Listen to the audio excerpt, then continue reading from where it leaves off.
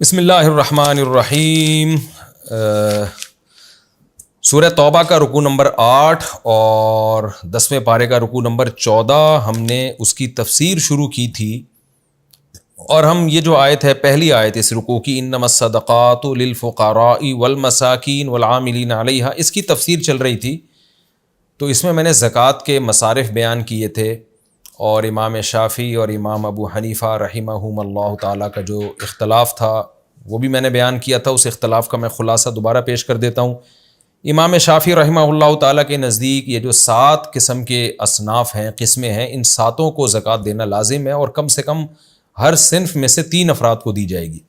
جبکہ امام ابو حنیفہ رحمہ اللہ تعالیٰ کے نزدیک ان میں سے کسی کو بھی دے دی اور ایک کو بھی دے دی تو زکوٰۃ ادا ہو جائے گی.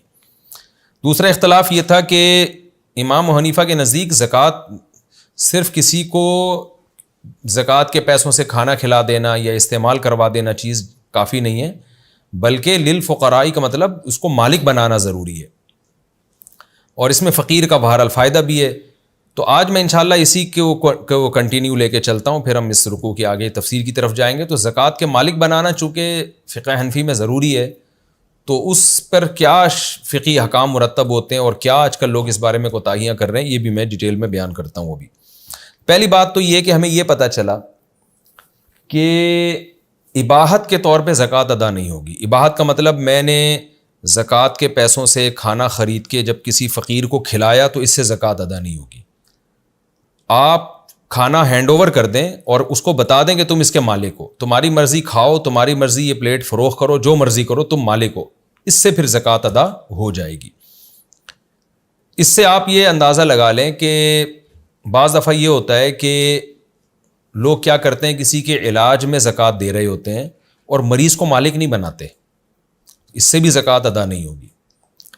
مثال کے طور پر آپ کا کوئی دوست ہے، زکوٰۃ کا مستحق ہے، وہ بیمار ہو گیا، ہاسپٹل میں ایڈمٹ ہے، آپ نے کیا کیا، دوائیں خرید کے اس کے لواحقین کے حوالے کر دیں، اور وہ اس کو یا ڈاکٹر کی فیسوں میں زکوٰۃ کے پیسے دینا شروع کر دیے، یا زکوٰۃ کے پیسوں سے دوا خرید لی، خوب سمجھ لیں اس سے زکوٰۃ ادا نہیں ہوگی. وجہ اس کی یہ کہ وہ مریض اس چیز کا مالک نہیں بنا ہے.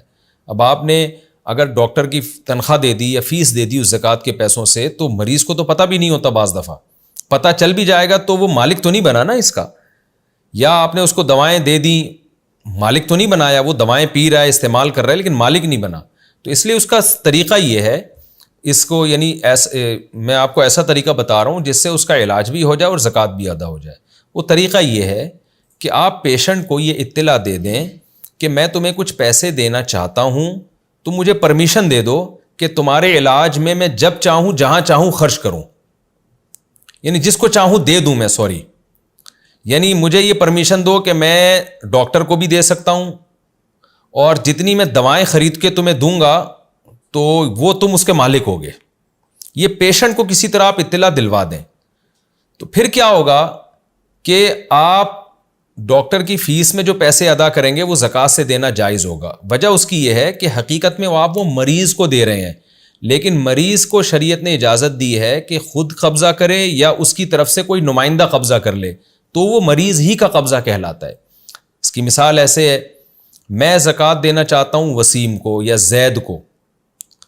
زید نے کہا کہ بھائی میں بھی موجود نہیں ہوں تو میری طرف سے تم بکر کو دے دو، بکر کو میں بھیج رہا ہوں تمہارے پاس، بکر میرا نمائندہ بن کے آ رہا ہے، بکر کو پکڑا دو. تو جیسے ہی میں بکر کو پکڑاؤں گا زکوٰۃ ادا ہو جائے گی. وجہ اس کی یہ ہے کہ وکیل کا قبضہ موکل کا قبضہ کہلاتا ہے. یعنی اور آسان کر کے سمجھا دیتا ہوں، آپ نے کسی کا قرضہ ادا کرنا تھا، زید کا آپ کے اوپر 1,00,000 روپے قرضہ تھا، آپ نے زید کو 1,00,000 روپے قرضہ دینا تھا. تو زید کہتا ہے یار ایسا کرو، میری طرف سے نا یہ فلاں کو دے دو، بکر کو دے دو یہ پیسے، میں نے اس کے پیسے دینے تھے، میرے اوپر اس کا 1,00,000 روپے قرضہ تھا، تو آپ نے جو مجھے 1,00,000 روپے دینے یہ بکر کو دے دو آپ. تو اب بکر کیا ہوگا، یہ زید کا نمائندہ بن جائے گا، وکیل بن جائے گا. تو بکر کو دینا زید ہی کو دینا کہلائے گا. پھر بے شک آگے وہ بکر زید کو دے یا نہ دے یہ اس کا ہیڈک ہے. تو وکیل کا قبضہ یہ موکل کا قبضہ کہلاتا ہے. لیکن انسان کسی کا وکیل جب بنتا ہے جب اس کے موکل نے اس کو وکیل بنایا ہو. پہلے پیسے دے دیے بعد میں وکیل بنا دیا، اس سے نہیں ہوتا ادا. مثال کے طور پر آپ نے بکر کو پیسے دے دیے زکوٰۃ کے, نیت آپ کی ہے کہ میں زید کو دوں, اور زید نے بکر کو وکیل بنایا نہیں ہے, تو اس سے زکوٰۃ ادا نہیں ہوگی. تو اب یہی مسئلہ ہے کہ اگر آپ نے پیشنٹ کو بتائے بغیر ڈاکٹر کی فیس میں زکوٰۃ کے پیسے پہلے دے دیے اور پیشنٹ کو بعد میں بتایا, تو اس سے زکوٰۃ ادا نہیں ہوگی, کیونکہ وہ ڈاکٹر پیشنٹ کا وکیل بنا ہی نہیں تھا, اس کا نمائندہ بنا ہی نہیں تھا. تو آپ پیشنٹ کو کسی طرح یہ اطلاع دلوا دیں کہ بھائی میں تمہیں کچھ پیسے دینا چاہتا ہوں. یہ بھی بتانا ضروری نہیں ہے کہ میں زکوٰۃ دینا چاہتا ہوں. جب آپ کسی کو زکوٰۃ دیتے ہیں تو شریعت میں دل میں نیت کافی ہے. زبان سے یہ کہنا کہ میں تمہیں زکوٰۃ دینا چاہتا ہوں, یہ زبان سے کہنا ضروری نہیں ہے. دل میں نیت کریں, زبان سے بے شک گفٹ کا نام دے دیں آپ اس کو. تو دل میں آپ یہ نیت کریں کہ زید بیمار ہے, اس کے علاج کی فیسوں پہ بہت پیسہ خرچ ہو رہا ہے اور وہ زکوٰۃ کا مستحق بھی ہے, تو میں ڈاکٹر کی فیس میں زکوٰۃ کے پیسے دینا چاہتا ہوں. تو آپ زید کو کال کر کے یا اس سے مل کے کہیں کہ بھائی تم ایسا کرو کہ میں جو ہوں تمہاری طرف سے کچھ پیسے ڈاکٹر کو دینا چاہتا ہوں اور یہ میری طرف سے گفٹ ہوگا. تو زید کہہ دے کہ ٹھیک ہے, میری طرف سے اجازت ہے. تو اس کے بعد آپ ڈاکٹر کی فیس جتنی بھی دیتے رہیں گے زکوٰۃ کی نیت سے, وہ زکوٰۃ ادا ہوتی رہے گی, کیونکہ چاہے وہ ڈاکٹر مالدار ہی کیوں نہ ہو, کیونکہ یہ ڈاکٹر کا قبضہ اصل میں اس پیشنٹ ہی کا قبضہ کہلائے گا, کیونکہ زید نے اس کو وکیل بنا دیا ہے. تو اس طرح دواؤں میں بھی ہو سکتا ہے. اب بار بار دواؤں میں مالک بنانا مشکل ہوتا ہے, تو آپ پیشنٹ کو یہ کہہ سکتے ہیں کہ بھائی تم اپنی طرف سے کسی کو نمائندہ بنا دو, میں تمہارے علاج پہ پیسے خرچ کرنا چاہتا ہوں, تو میں اس کو پیسے دیتا رہوں گا اور وہ حسب ضرورت تمہارا علاج کرتا رہے گا, چاہے وہ ڈاکٹر کی فیس میں دینا ہو یا کوئی ٹیسٹ کروانا ہو یا دوائیں لانی ہو, تو وہ میں سب یعنی تمہیں پیسے دینا چاہتا ہوں. تو اب تم سے میرا رابطہ مشکل ہوتا ہے تو تم اپنی طرف سے کسی کو نامزد کر دو. تو زید فار ایگزامپل بیمار پڑا ہے تو وہ کسی کو بھی نامزد کر دے, ٹھیک ہے بھائی یہ صاحب ہیں, یہ میرے جاننے والے ہیں, تو جو پیسے آپ مجھے دینا چاہتے ہیں ان کو دے دیں. تو آپ جیسے ہی اس کو دیں گے قبضہ ہو جائے گا اور زکوٰۃ ادا ہو جائے گی. پھر وہ اس سے ٹیسٹ کروائے اس کے, یا ڈاکٹر کی فیس ادا کرے, یا اس سے جو ہے وہ دوائیں لے کر آئے, آپریشن کروائے, کچھ بھی کرے گا. جیسے جیسے آپ وکیل کو پیسے دیتے رہیں گے وہ زکوٰۃ ادا ہوتی رہے گی. تو یہ وکالت پہلے سے ضروری ہے. مدارس میں بھی ایسا ہی ہوتا ہے. پہلے بہت سے مدرسوں میں بے احتیاطی ہو جایا کرتی تھی. کسی نے زکوٰۃ لا کے مدرسے میں دے دی اور مدرسے کے محتمم نے اس سے طلبہ کو کھانا کھلا دیا, تو زکوٰۃ ادا نہیں ہوگی, بے شک غریب طلبہ کو کھانا کھلایا ہو. وجہ اس کی یہ کہ کھانا کھلانے سے زکوٰۃ ادا نہیں ہوتی, کھانے کا مالک بنانے سے ہوتی ہے. تو مدارس میں طلبہ کو کھانے کا مالک تو نہیں بنایا جاتا, وہ تو دسترخوان لگا دیا بھائی آ کے کھا لو. تو وہاں بھی یہ وکالت ضروری ہے. وکالت کا مطلب یہ ہے کہ مدرسے کا محتمم طلبہ سے پراپر اجازت لے کہ بھائی تمہیں جو زکوٰۃ دی جائے گی تم مجھے اجازت دو کہ میں زکوٰۃ کی رقم پر تمہارا نمائندہ بن کے قبضہ کر لوں, اور پھر میں تمہارے مصارف میں اس کو تمہاری پرمیشن سے, ابھی مجھے پرمیشن دے دو, اجازت دے دو, میں تمہارے ہی فائدے میں اس کو استعمال کروں گا. تو ایسی صورت میں جب وکالت نامے پر دستخط کروا لیے, طلبہ نے اجازت دے دی, دستخط اس لیے کہ تاکہ کوئی بعد میں انکار نہ کر سکے. تو بعض مدارس میں ایسا ہوتا ہے کہ وہ طلبہ سے اجازت لے لیتے ہیں محتمم یا مدارس کے جو انتظامیہ ہیں کہ آپ کو جو زکوٰۃ کے جو لوگ ڈائریکٹ پیسے دیں گے آپ ہمیں پرمیشن دے دیں کہ ہم آپ کی طرف سے قبضہ کر لیں, پھر ہم اور دوسری پرمیشن یہ بھی دے دیں کہ پھر ہم آپ ہی کے مفاد میں اس کو استعمال کریں گے, لیکن جہاں بہتر سمجھیں گے ہمیں استعمال کی آپ اجازت دے دیں. پھر محتمم اس طرح سے جب طلبہ سے وکیل بن جائے پھر وہ پیسے وصول کرے گا تو زکوٰۃ ادا ہو جائے گی. پھر وہ طلبہ ہی کے مفاد میں اس کو استعمال کر سکتا ہے, ان کے علاج میں بھی, پھر کھانا بھی کھلا سکتا ہے کیونکہ طلبہ نے اس کو پرمیشن دی ہے. لیکن یہ ضروری ہے کہ طلبہ ہی کے مفاد میں استعمال ہو. پھر یہ خیانت کرنا کہ اس کو کسی اور جگہ استعمال کر لینا یہ حرام ہے. تو خلاصہ کیا نکلا کہ زکوٰۃ میں مالک بنانا ضروری ہے, چاہے اصل غریب کو مالک بنائیں یا اس کے کسی نمائندے کو مالک بنائیں, لیکن وہ نمائندہ اس کی طرف سے نامزد ہو. نمائندے کو دے دیں گے پھر نمائندہ اس کی مرضی سے جہاں چاہے استعمال کرے. اس سے ایک اور مسئلہ بھی حل ہو گیا. بہت سے لوگ ہم سے مسئلہ پوچھتے ہیں کہ جی ہم کسی غریب بچے کو زکوٰۃ کے پیسوں سے تعلیم دلوانا چاہتے ہیں. تو یہاں بھی خوب سمجھ لیں, اگر ڈائریکٹ آپ نے غریب بچے کے ٹیچر کو فیس میں پیسے دینا شروع کر دیے تو زکوٰۃ ادا نہیں ہوگی. تو اس کا طریقہ بھی یہی ہے کہ آپ اس غریب سے پہلے پرمیشن لیں. آپ کہیں کہ بیٹا میں تمہیں کچھ پیسے دینا چاہتا ہوں لیکن میں نے تمہارے ہاتھ میں پکڑا دی ہے, تم پان گھٹکے میں نہ اڑا دو کہیں, میں چاہتا ہوں میں تمہاری تعلیم پہ خرچ کرنا چاہتا ہوں. اس کو یہ نہ بتایا میں زکوٰۃ دے رہا ہوں, بس میں تمہیں ایجوکیشن دلوانا چاہتا ہوں. تو تم مجھے اجازت دے دو کہ میں تمہاری طرف سے کسی تمہارے ٹیچر کو کی فیس میں دے دیا کروں، یا تمہیں کتابیں لے کے دے دیا کروں، یا تم اپنا نمائندہ کسی کو بنا دو. مثال کے طور پر اپنے والد کو نمائندہ بنا دو کہ وہ تمہاری طرف سے پیسوں پہ قبضہ کر لیا کریں اور تمہاری تعلیم میں جیسے چاہیں استعمال کریں. تو وہ لڑکا جب اپنے باپ کو وکیل بنا دے گا تو جیسے ہی باپ کو آپ پیسے دیں گے تو وہ زکوٰۃ ادا ہو جائے گی. یوں ہی سمجھا جائے گا جیسے اس غریب بیٹے نے ہی قبضہ کر لیا ہے. لیکن پھر باپ پابند ہوگا کہ اس کی ایجوکیشن ہی میں استعمال کرے، کیونکہ دینے والے نے ایجوکیشن کے لیے دیے ہیں پیسے، وہ پھر خیانت ہو جائے گی. تو بچہ مالک بن جائے گا اس رقم کا، تو اور وہ وکیل بن جائے گا باپ اس کا. ہاں اگر بچہ نابالغ ہے اور اس کو آپ زکوٰۃ دینا چاہتے ہیں تو باپ خود بخود آٹومیٹیکلی شریعت میں اس کا نمائندہ ہوتا ہے. یعنی ایک نابالغ بچے کی ایجوکیشن پہ یا علاج پہ آپ پیسہ خرچ کر رہے ہیں تو پھر بچے کے قبضے میں دینا ضروری نہیں ہے. پھر جو بچے کا باپ ہے وہ آٹومیٹیکلی اس کا وکیل ہے، چاہے بچہ اس کو وکیل نہ بھی بنائے تو باپ کے قبضے میں دینے سے بچے ہی کا قبضہ کہلائے گا. اگر بچہ نابالغ ہے تو خوب سمجھ لیں، پھر بچے باپ کو دے دیا تو وہ بچے کا قبضہ کہلائے گا. لیکن خوب سمجھ لیں جس کا باپ مالدار ہو تو ایسے نابالغ بچے کو زکوٰۃ لگتی نہیں ہے. پھر یہ ضروری ہے کہ اس بچے کا باپ بھی غریب ہو تو ایسے نابالغ بچے کو زکوٰۃ دی جا سکتی ہے. اگر بچے کا باپ مالدار ہے اور بچہ نابالغ ہے تو نابالغ بچہ باپ ہی کا تابع ہوتا ہے. وہ باپ مالدار ہے تو بچہ مالدار سمجھا جائے گا، باپ غریب ہے تو بچہ غریب سمجھا جائے گا. تو یہ خلاصہ یہ نکلا کہ مالک بنانا ضروری ہے، اور ملکیت میں یہ ضروری نہیں ہے کہ عین اس فقیر کے ہاتھ میں دیں، بلکہ اس کے کسی نمائندے کے ہاتھ میں بھی رقم دی جا سکتی ہے، لیکن نمائندہ اس کو پہلے سے بنانا پڑے گا. اور نابالغ بچہ یا بچی اس کا جو باپ ہے وہ آٹومیٹیکلی اس کا نمائندہ ہوتا ہے پہلے سے شریعت کی نظر میں. یہ مسئلہ بھی یہاں بیان ہو گیا. ایک اور مسئلہ کہ زکوٰۃ کی رقم کسی کی اجرت میں نہیں دی جا سکتی. مثال کے طور پر آپ کے ٹیچر غریب ہیں، آپ ان سے انگلش پڑھ رہے ہیں یا قرآن پڑھ رہے ہیں یا کچھ بھی پڑھ رہے ہیں، تو آپ نے کیا کیا، جو فیس ان کو منتھلی دینی ہے اس میں آپ زکوٰۃ کی نیت کر لیں. ایسا نہیں ہے، کیونکہ وہ فیس تو آپ پر پہلے سے ہی ویسے ہی واجب ہو چکی ہے، اس لیے زکوٰۃ فیس کے علاوہ دی جائے گی. جو فیس آپ پر لازم ہے وہ تو ویسے ہی اس کا حق ہے نا، اس میں زکوٰۃ کی نیت نہیں ہو سکتی. اسی طرح مسجد کا امام ہے، کمیٹی کی طرف سے امام کی ایک تنخواہ متعین ہو چکی ہے.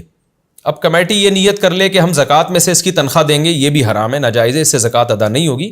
کیونکہ جب امام سے ایگریمنٹ ہو گیا کہ آپ کو منتھلی تنخواہ دی جائے گی تو وہ تنخواہ تو اس کا حق ہے نا، زکوٰۃ تو حق کے علاوہ چیز ہوتی ہے. تو وہ ہاں تنخواہ سے ہٹ کے اگر آپ کوئی امام کے ساتھ زکوٰۃ میں تعاون کرنا چاہیں تو الگ بات ہے. تو جو بھی تنخواہ ہوتی ہے اس کو زکوٰۃ میں سے مائنس نہیں کیا جا سکتا، یہ بھی خوب سمجھ لیں. ہاں وہ جو میں نے ابھی ڈیٹیل بیان کی کہ کسی کو وکیل بنا دیا اور وکیل کو زکوٰۃ دے دی، پھر وہ جو چاہے تنخواہ میں بھی دے دے اس کو، لیکن ڈائریکٹ کسی کی تنخواہ میں وہ تنخواہ جو ویسے ہی لازم تھی آپ کے اوپر اس میں زکوٰۃ نہیں دی جا سکتی. اسی طرح فیکٹری کے جو ملازمین ہیں، بعض سیٹھ لوگ یہ کرتے ہیں ان ملازمین کو تنخواہ دے رہے ہوتے ہیں، اس میں زکوٰۃ کی نیت کر رہے ہوتے ہیں، یہ بھی ناجائز ہے، اس سے زکوٰۃ ادا نہیں ہوگی. ظاہر ہے اس کی تنخواہ تو ان کو کام کے بدلے میں دی جا رہی ہے نا وہ تنخواہ، تو تنخواہ الگ سے دیں اور زکوٰۃ پھر الگ سے دیں. بعض فیکٹریوں میں یہ رواج ہے بونس دینے کا، تو بونس میں زکوٰۃ کی نیت کر لیتے ہیں کہ جی عید پہ کے موقع پر ہم ایک اضافی تنخواہ دیں گے. تو یہ بھی خوب سمجھ لیں، جہاں عرف یہ ہو کہ سال میں ایک دفعہ ڈبل تنخواہ دی جاتی ہے اور عرف کی وجہ سے اس کو لازم سمجھا جاتا ہو تو وہ بونس بھی تنخواہ ہی کا حصہ ہوتا ہے. اور اگر ایسا عرف نہیں ہے، کوئی ایسا ملازمین سے ایگریمنٹ نہیں تھا، سیٹھ صاحب بالکل اس کے پابند نہیں ہے کہ ڈبل تنخواہیں دیں، تو پھر وہ جو اضافی بونس ہے وہ زکوٰۃ میں سے دیا جا سکتا ہے. خلاصہ یہ کہ جو رقم آپ پر پہلے سے واجب الادا ہو اس میں زکوٰۃ کی نیت نہیں کی جا سکتی. یہ تھوڑے زکوٰۃ کے مسائل کی میں نے تفصیل بیان کی ہے. اب ہم آگے چلتے ہیں. قرآن کہہ رہا ہے فریضۃ من اللہ، یہ اللہ کی طرف سے فریضہ. زکوٰۃ کے اور بھی مسائل ہیں، سال میں کب واجب ہوتی ہے، یہ میں مختلف آپ اگر سرچ کریں گے نا یوٹیوب پہ زکوٰۃ کے مسائل مفتی طارق مسعود تو بہت ڈیٹیل سے اس میں میرے کلپ انشاءاللہ آپ کو مل جائیں گے، دوسرے علماء کے بھی مل جائیں گے، اس پہ کتابیں بھی ہیں. تو میرا خیال ہے اتنی ڈیٹیل کافی ہے. باقی کسی کو زکوٰۃ کے اور مسائل پوچھنے ہوں تو وہ پوچھ سکتا ہے.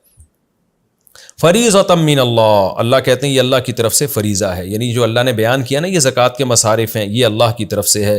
واللہ علیم حکیم، اللہ جاننے والا اور حکمت والا ہے.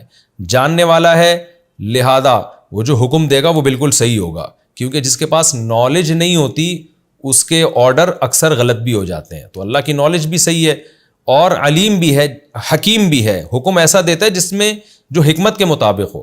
تو اس لیے اللہ نے جو مصارف بیان کیا کہ ان کو صدقہ فطر زکوٰۃ اور یہ ان کو دیا کرو, تو اس میں حکمت بھی ہے, یہ ایسے ہی نہیں دے دی اللہ تعالیٰ نے.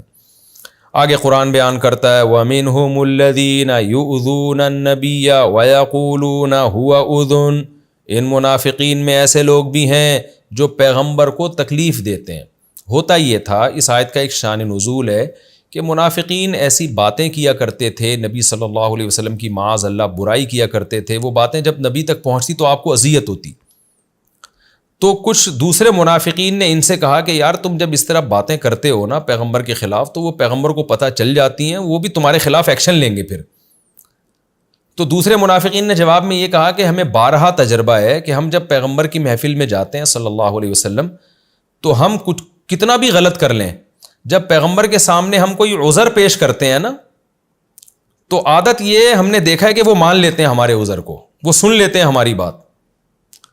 تو اگر ہم پکڑے بھی گئے, پتہ چل بھی گیا پیغمبر کو کہ ہم نے یہ بات کہی ہے نبی کے بارے میں, تو ہم جا کے عذر پیش کر دیں گے اصل میں ایکچولی یوں نہیں تھا, وہ تو یوں تھا, ہم کیا کچھ رہے تھے, اگلا اس کا مطلب کچھ اور سمجھا. تو پیغمبر کی عادت معاذ اللہ یہ ہے کہ وہ ہر سنی سنائی بات پہ یقین کر لیتے ہیں. تو اذن کا مطلب یہی ہے, اذن کہتے ہیں ہر اس شخص کو جو ہر ایک کی بات سنتا ہو اور سنی سنائی باتوں پہ یقین کر لیتا ہو. تو یعنی جو منافقین برائی کرتے تھے ان کو دوسرے منافقین نے کہا کہ پیغمبر کو اطلاع مل جائے گی, پھر وہ تمہارے خلاف ایکشن لیں گے. تو برائی کرنے والے منافقین نے کیا کہا کہ ہم پیغمبر کے سامنے کوئی عذر پیش کر لیں گے, اور ہم نے دیکھا ہے کہ وہ معاذ اللہ اتنے سیدھے ہیں کہ وہ ہر ایک کی بات پر بلا تحقیق یقین کر لیتے ہیں, تو ہماری بات پہ بھی یقین کر لیں گے, ہمیں کوئی نقصان نہیں ہوگا. تو یہ بھی ایک برائی کے طور پر انہوں نے کہا تھا کہ وہ تو معاذ اللہ انہیں تو کچھ پتہ ہی نہیں ہے. تو اب میں اس آیت کا ترجمہ کرتا ہوں, سمجھ میں آئے گا. وَمِنْهُمُ الَّذِينَ يُؤْذُونَ النَّبِيَّ, ان منافقین میں ایسے بدبخت بھی ہیں جو پیغمبر کو تکلیف دیتے ہیں یا آپ کی غیبتیں کر کے. اور پھر کیا کہتے ہیں وَيَقُولُونَ هُوَ أُذُنٌ, وہ کہتے ہیں یار وہ پیغمبر تو سنی سنی باتوں پہ یقین کر لیتے ہیں, ہم جائیں گے عذر پیش کریں گے وہ مان جائیں گے. آگے قرآن اس کا جواب دے رہا ہے, قل اے نبی ان سے کہہ دیجئے اذن خیر لکم, وہ جو سنی سنائی بات مان لیتے ہیں نا وہ تمہارے فائدے کے لیے, یعنی دل سے نہیں مانتے. ہوتا یہ تھا کہ رسول اللہ صلی اللہ علیہ وسلم کی طبیعت میں بہت زیادہ مروت غالب تھی. مروت کا مطلب کیا ہوتا ہے کہ کسی کے سامنے اس کو رسوا نہ کرنا.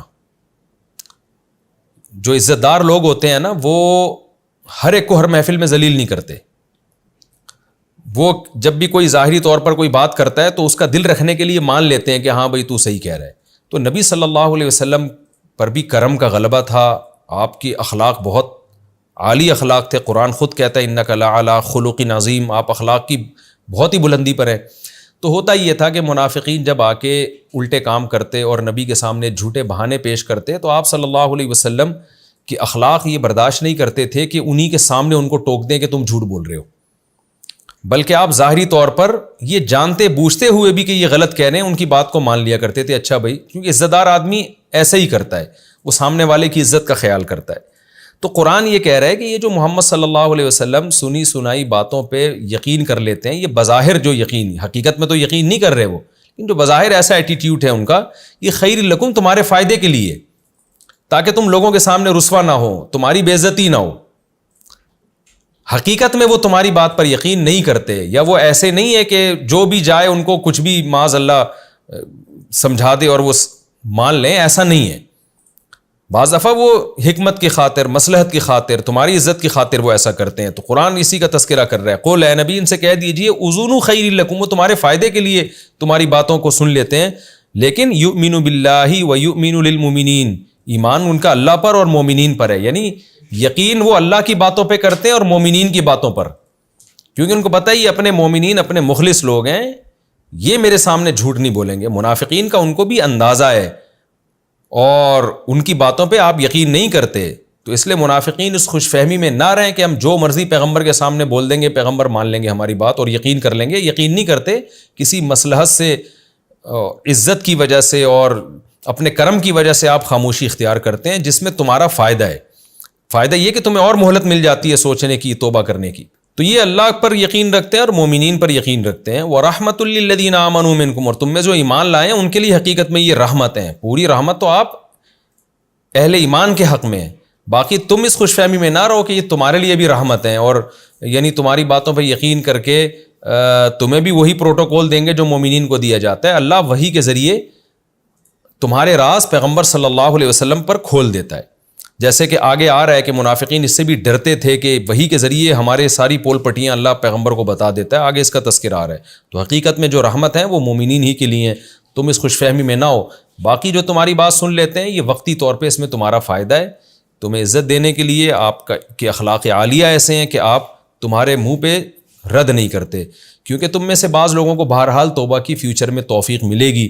جیسے کہ آگے اس رکوع کے اختتام پہ یہ بات آ رہی ہے کہ کچھ منافقین توبہ بھی کریں گے. اگر نبی صلی اللہ علیہ وسلم ایسے اچھے اخلاق نہ رکھتے تو اور یہ لوگ بالکل ہی دین سے نہ بدک جاتے, اس کا خطرہ تھا.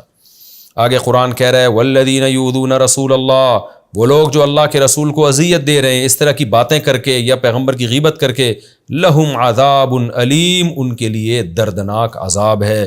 یحلفون باللہ لکم لیرضوکم, قرآن کہہ رہے اے صحابہ یہ تمہارے سامنے بھی منافقین قسمیں اٹھاتے ہیں, جھوٹی قسمیں. کوئی غلطی کرتے ہیں یا جہاد میں پیچھے رہ گئے تو تمہارے سامنے بھی جھوٹی قسمیں اٹھاتے ہیں تاکہ تم ان سے خوش ہو جاؤ. تو اللہ منافقین کو تنبیہ کر رہا ہے کہ تم صحابہ کو خوش کرنے میں لگے ہوئے ہو جھوٹ بول کے.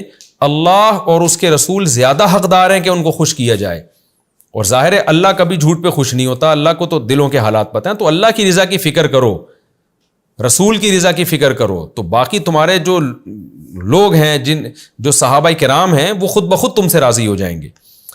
یحلفون باللہ لکم لیرضوکم, یہ اللہ کی قسمیں اٹھاتے ہیں تمہارے سامنے تاکہ تمہیں راضی کر دیں. واللہ ورسولہ احق ان یرضوہ, اللہ اور اس کا رسول اس بات کے زیادہ لائق ہیں کہ یہ ان کو راضی کریں. ان کانوا مومنین, اگر یہ مومن ہیں تو اللہ اس کے رسول تو جب ہی راضی ہوں گے جب یہ سچ بولیں. الم یعلموا, کیا یہ لوگ جانتے نہیں ہیں, انہ من یحادد اللہ ورسولہ, کہ جو اللہ اس کے رسول سے دشمنی کرے گا, مخالفت کرے گا, فان لہ نار جہنم, اس کے لیے جہنم کی آگ ہے, خالدا فیہا, ہمیشہ اس میں رہے گا. ذالک الخزی العظیم, یہ بہت بڑی ذلت ہے.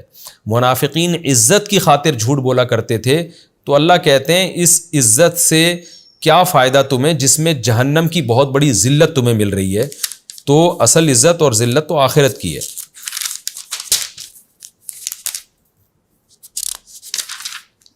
یحذر المنافقون ان تنزل علیہم سورۃ تنبئہم بما فی قلوبہم, منافقین اس بات سے خوف زدہ ہوتے ہیں کہ ان پر کوئی ایسی صورت نازل ہو جائے. ان پر سے مراد قرآن اصل میں تو نبی پہ نازل ہو رہا ہے, لیکن پوری انسانیت پہ بھی تو نازل ہو رہا ہے نا نبی کے ذریعے سے. تو اس لیے یہاں منافقین کو خطاب کیا گیا کہ ان پر نازل, یعنی جب نبی پہ نازل ہوگا تو صحابہ پہ بھی ہوگا, تو صحابہ پہ تو منافقین پہ بھی, کافر مسلم سب پہ نازل ہو رہا ہے, یعنی سب کے لیے نازل ہو رہا ہے. تو قرآن کہہ رہا ہے منافقین اس بات سے ڈرتے ہیں کہ کوئی ایسی صورت ان پر نازل ہو جائے جو ان کے دلوں کے راز کو ظاہر کر دے. منافقین چھپ کے اسلام کا مذاق اڑایا کرتے تھے اور جو ہے نا استہزاء کیا کرتے تھے, ایک طنز کیا کرتے تھے اسلام پر, اہل مسلمانوں پر. تو اور پھر ڈرتے بھی تھے کہیں ایسا نہ ہو کہ ہم یہ چھپی ہوئی محفلوں میں جو کچھ کر رہے ہیں نبی صلی اللہ علیہ وسلم کو اطلاع نہ ہو جائے, اس کی وحی کے ذریعے کوئی خدا نہ بتا دے. تو قرآن نے کیا کہا, نبی سے کہا ان سے کہہ دیجئے قل استہزئوا, اے نبی آپ ان کو بلا کے ان کو بتائیں کہ تم مذاق اڑاتے رہو. یعنی پہلی بات تو اس سے پتہ چل جائے گی کہ نبی کو پتہ چل گیا مذاق اڑانے کا. ان اللہ مخرج ما تحذرون, جس چیز سے تم ڈر رہے ہو اللہ اس کو نکال کے باہر چھوڑے گا. یعنی تم ڈر رہے ہو کہ ہمارے راز فاش نہ ہو جائیں تو اللہ راز فاش کرے گا, جیسے کہ اللہ نے سورۃ توبہ میں منافقین کے بالکل ہی ان کو ایکسپوز کر دیا, بالکل نمایاں کر دیا.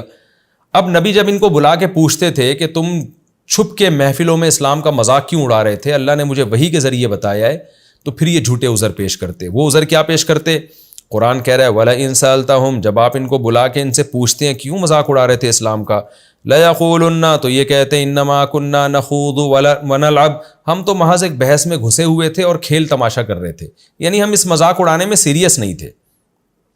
بحث میں گھسنے کا مطلب یہ کہ گپ شپ ہوتی ہے, ٹائم اچھا پاس ہو جاتا ہے, تو کوئی نہ کوئی ٹاپک تو چاہیے نا بحث کے لیے. تو ویسے ہی ہم ایک چیز میں بحث میں گھستے مذاق میں ہم نے گویا یہ مذاق میں بھی ہم سیریس نہیں تھے. ہمارا مقصد اسلام کا حقیقت میں مذاق اڑانا نہیں تھا, بس ایک انٹرٹینمنٹ کے لیے ہم نے جو ہے کچھ لطیفے سنائے اور کچھ جو ہے نا ایسے نقلیں اتاری اہل ایمان کی. تو یہ ایک انٹرٹینمنٹ تھی, یہ سیریسلی تو ہم مسلمان ہی ہیں.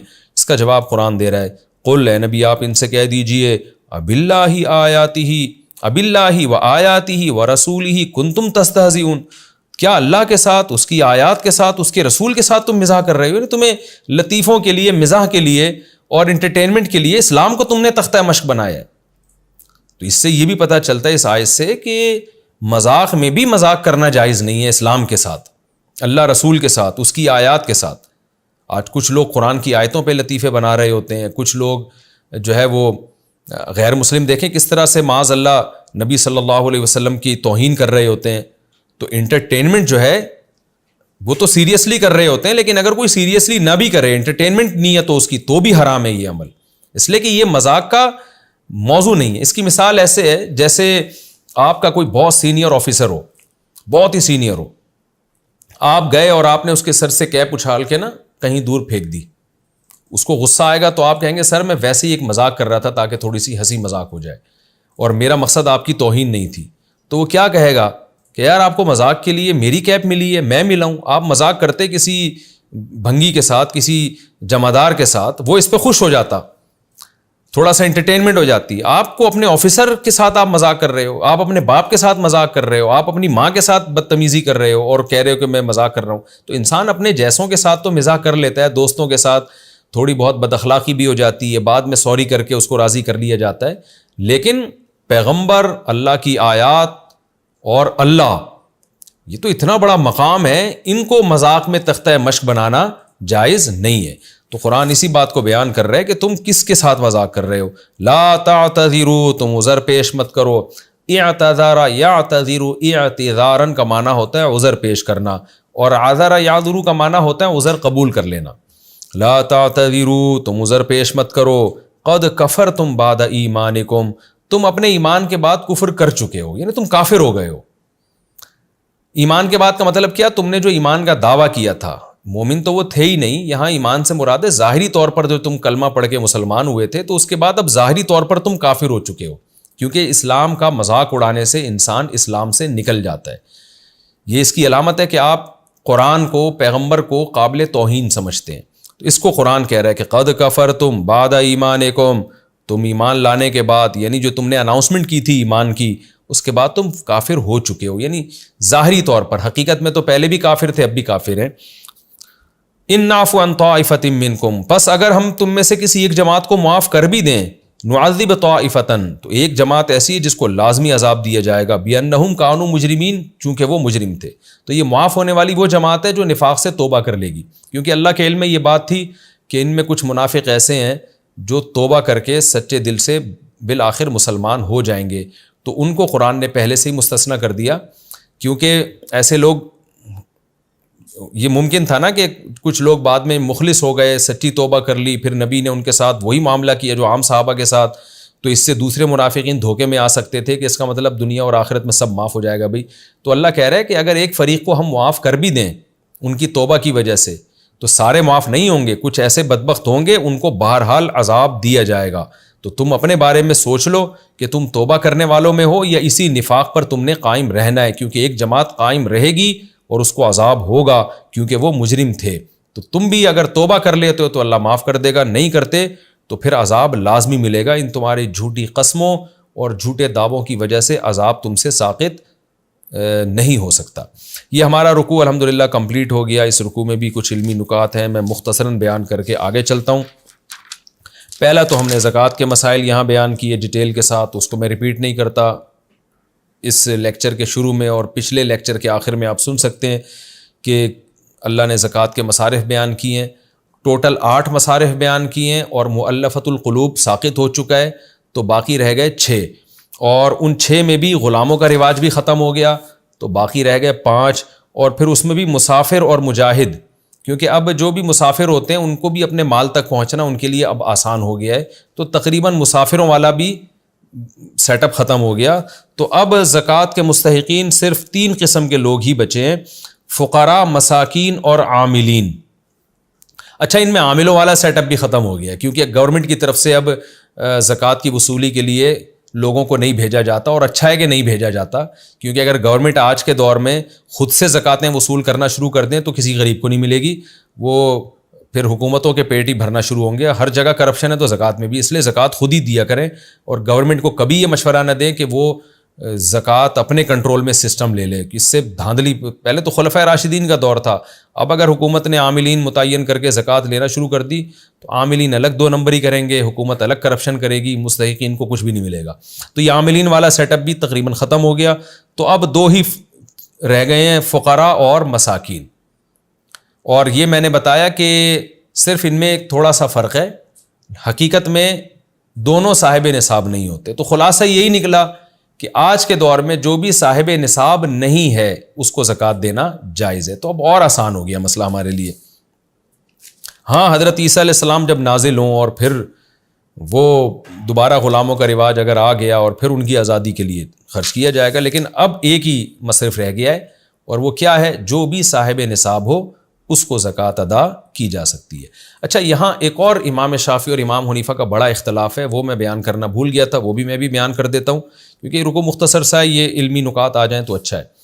وہ یہ کہ امام شافعی رحمہ اللہ تعالیٰ کے نزدیک جس کے لیے زکوٰۃ مانگنا حرام ہے اس کو زکوٰۃ دینا بھی حرام ہے،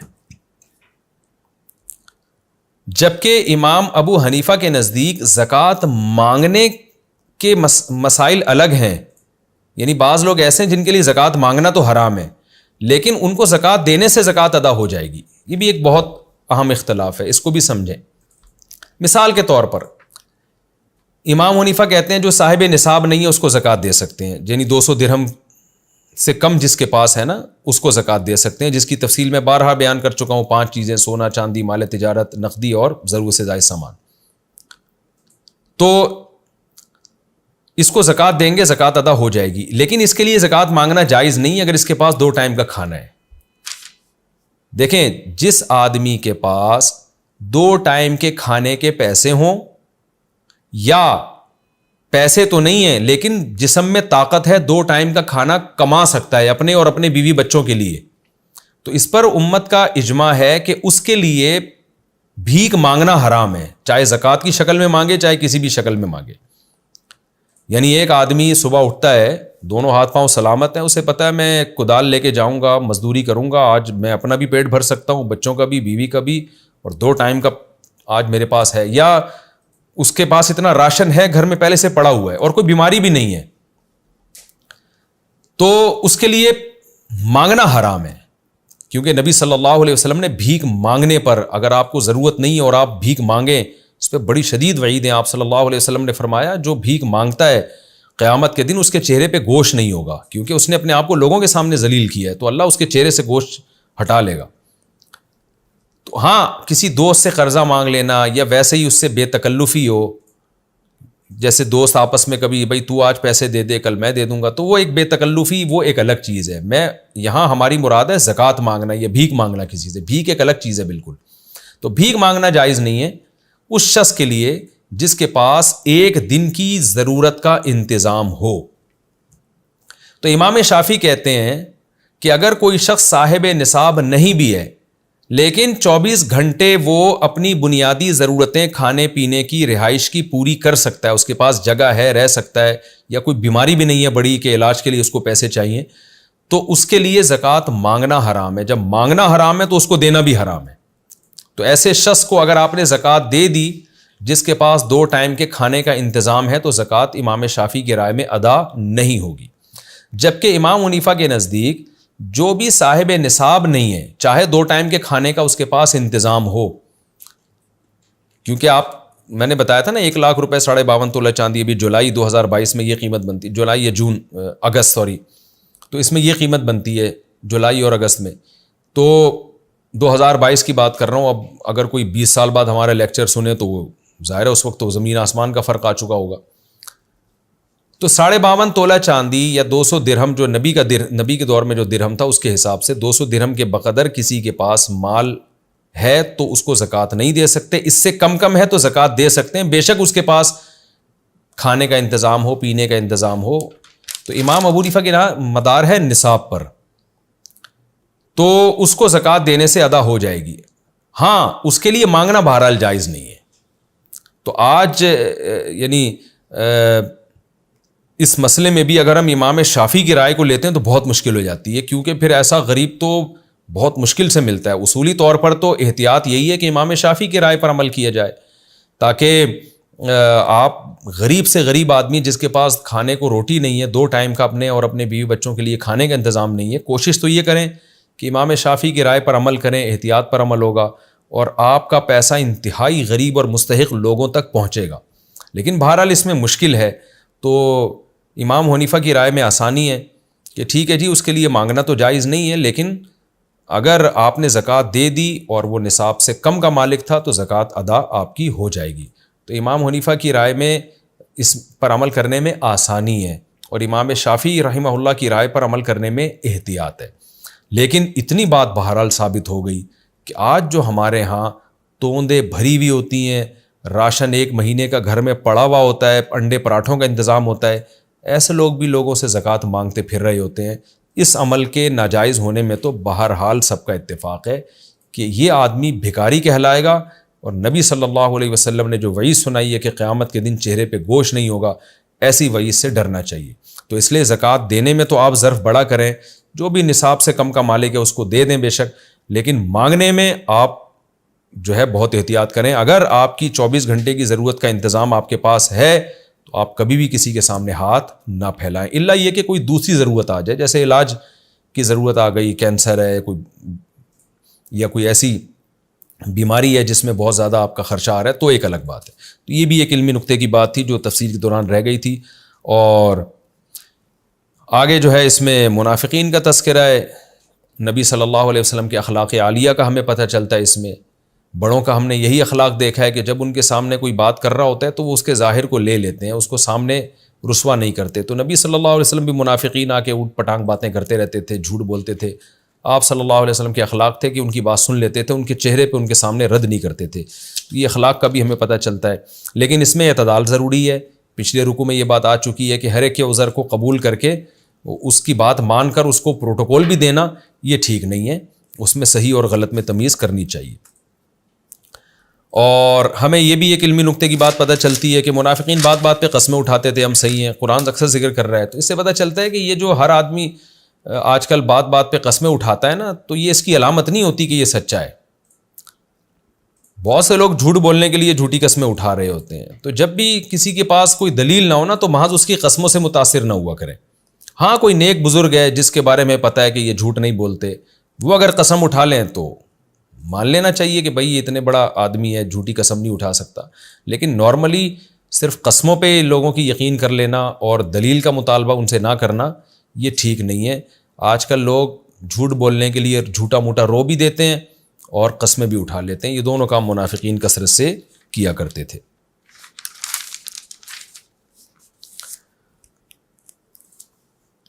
اور ایک آخری بات یہ کہ دینی چیزوں کا مذاق اڑانا، شاعر اسلام کا مذاق اڑانا یہ بھی بہت خطرناک ہے، جیسے کہ قرآن نے کہا اب اللہ و آیاتہ و رسولہ کنتم تستہزئون۔ آج ہم دیکھتے ہیں کہ جو شاعر اسلام ہے نا ان کو بھی لوگوں نے ایک مذاق بنا لیا ہے۔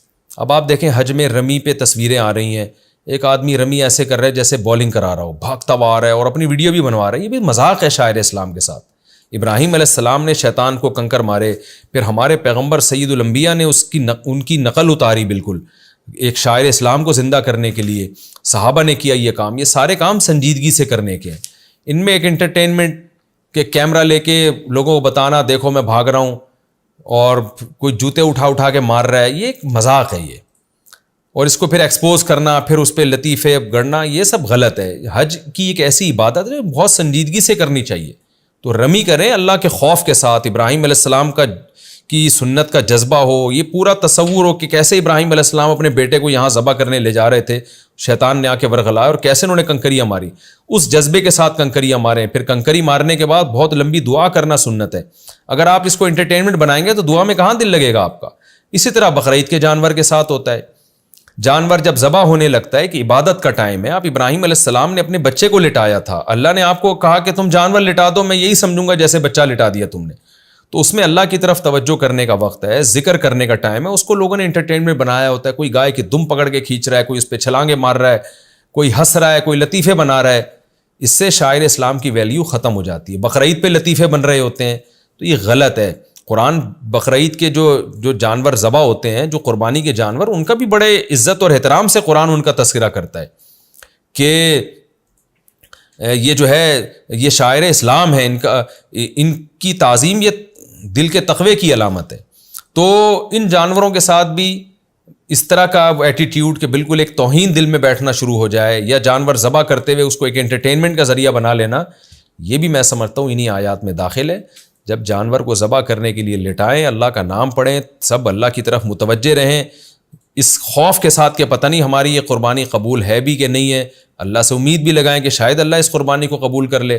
تو وہ انٹرٹینمنٹ کا ہنسی مذاق کا وقت نہیں ہوتا. لیکن آج اس کو لوگوں نے جانور پڑا ہوتا ہے اور اس کے پیٹ پہ کوئی کود رہا ہے، کوئی دم پکڑ کے گھسیٹ رہا ہے، کوئی کیا کر رہا ہے، اور ہا ہو ہی شو بازیاں، بہت بری حرکت ہے. اس سے بھی بچنا چاہیے. تو جتنے بھی اسلام کے شاعر ہیں، جو عبادتیں ہیں، طواف میں میں نے دیکھا ہے اب ہنسی مذاق کر رہے ہیں لوگ.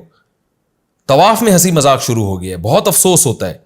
طواف میں علماء کہتے ہیں اتنی عظمت بیت اللہ کی دل میں ہونی چاہیے. آپ اللہ کے گھر پر آئے ہو، ساری زندگی جس بیت اللہ کی طرف رخ کر کے نماز پڑھتے رہے، آج وہ آپ کے سامنے ہے، آپ اس کا طواف کر رہے ہو. ایک آپ میں روب ہونا چاہیے، ایک اللہ کی طرف توجہ ہونی چاہیے کہ اللہ میں لاکھوں روپے خرچ کر کے آیا ہوں، تیرے گھر کا کہ چکر لگا رہا ہوں دیوانہ وار، تو اس عبادت کو قبول کر لے. وہاں بھی ہم نے دیکھا ہے طواف کے دوران سیلفیاں بن رہی ہیں، کوئی مسکرا رہا ہے، کوئی جو ہے وہ مذاق کر رہا ہے، کوئی ایسے گھوم رہا ہے جیسے یہاں کوئی کھانے کے بعد کھانا ہضم کرنے کے لیے چہل قدمی کرنے کے لیے آیا ہوا ہے. تو ہم نے اہل اللہ کو، بزرگوں کو نہیں دیکھا اس طرح سے طواف کرتے ہوئے. ان پہ ایک روب ہوتا ہے. تو یہی ہونا چاہیے. میں طواف کر رہا تھا، مجھے یاد ہے جب میں پہلے 3 چکروں میں رمل کر رہا تھا، مسلسل پیچھے سے کوئی آواز مار رہا تھا، مفتی صاحب ماشاءاللہ زبردست، صحیح رمل کر رہے ہو، اور واہ واہ زبردست. مجھے اتنا برا لگ رہا تھا کہ یار ٹھیک ہے آپ محبت میں کر رہے ہیں، آپ کوئی میری توہین کی نیت سے نہیں کر رہے، آپ ایک ویسے ہی مفتی صاحب سے محبت کا اظہار کر رہے ہیں، لیکن یہ موقع نہیں ہے اس کا. آپ بھی اپنے طواف میں مشغول رہیں، ہمیں بھی اپنے طواف میں مشغول رہنے دیں. اس دوران باتیں کرنا اور ایک دوسرے کی توجہ ہٹانا یہ اچھا نہیں لگتا. یہ عمل یہ بری بات ہے. بعد میں بیٹھ جائیں طواف کے بعد، پھر جو بھی مذاق کریں، جو گپ شپ لگائیں آپ کی، اگر کسی سے بے تکلفی ہے. تو یہ چیز اس دفعہ میں نے حج میں نوٹ کی کہ بھائی اب حج کے جو شاعر ہیں ان میں بھی لوگ اب سنجیدہ نہیں رہے ہیں. تو یہ سب چیزیں بڑی ڈینجرس ہیں. قرآن کی اس آیت کا مصداق ہے. اللہ تعالیٰ میں سمجھنے کی، عمل کی توفیق عطا فرمائے. اگلے ایپیسوڈ میں انشاءاللہ ہم